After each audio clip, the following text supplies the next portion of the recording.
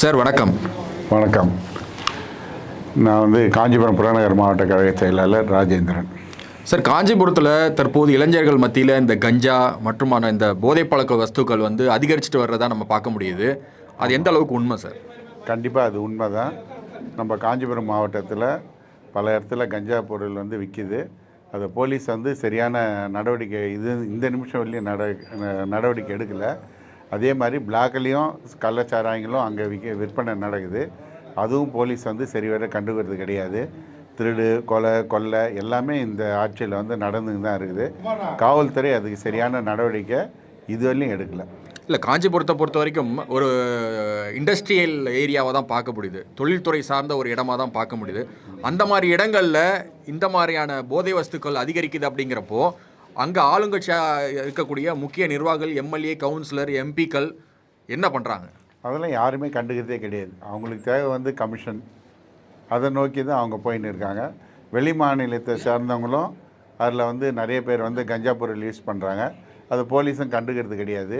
வெளி மாநிலத்திலேருந்து இங்கே வந்திருக்கிற யார் யார் கரெக்டாக ஆதார் கார்டு வச்சுருக்காங்க, யார் யார் எங்கெங்கே தங்கியிருக்காங்க, அந்த முழு விவரம் இதுவரையிலும் யாருமே போலீஸ் எடுத்ததே கிடையாது இந்த மாவட்டத்தில். இல்லை, அதுக்கு என்ன காரணம்னு நினைக்கிறீங்க? காவல்துறையுடைய அஜாக்கிரதை தான் இதெல்லாம். அரசாங்கமும் இதுக்கு முழு நடவடிக்கை எடுக்கணும். ஓகே, இப்போ தொழில்துறைக்கான ஒரு காஞ்சிபுரம் அப்படின்னாலே நம்ம காஞ்சிபுரம் பட்டு அப்படிங்கிறது நமக்கு தெரிய வருது.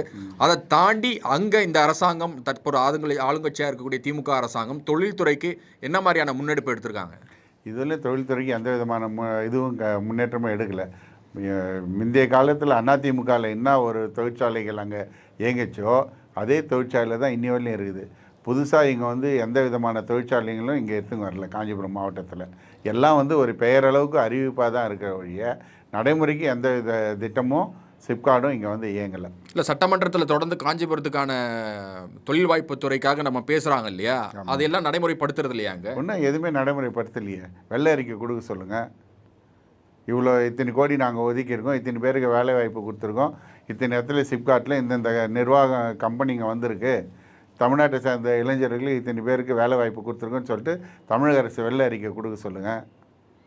இதே மாதிரி திமுக ஆதரவான ரவுடிகளின் நட்டுலியும் காஞ்சிபுரத்தில் அதிகமாக இருக்குன்னு தகவல் வந்துகிட்டு இருக்கு. அது எந்த அளவுக்கு உண்மை? கண்டிப்பாக இது டெய்லி தினத்தந்தி பேப்பர்லேயும் பார்க்கலாம், எல்லா நாலு இதழ்லையும் நீங்கள் பார்க்கலாம்.